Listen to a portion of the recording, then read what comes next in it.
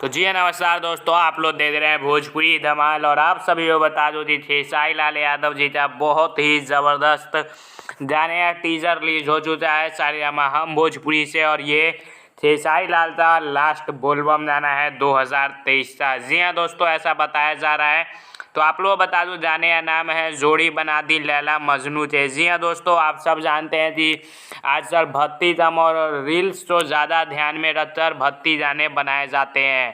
तो उसी को लेकर लास्ट में उम्मीद है टीजर काफ़ी अच्छा लगा है देखने में, वीडियो क्वालिटी और म्यूज़िक भी काफ़ी ज़बरदस्त है। तो आने के बाद पता चलेगा जाने में लिरिक्स कैसा है। और आप लोग जाइए टीजर देखिए। गाने जो भागीरथ पाठक जी ने लिखा है, म्यूजिक आर्या शर्मा जी का है। गाने में खेसारी लाल यादव के साथ में शिल्पी राज जी ने गाया है।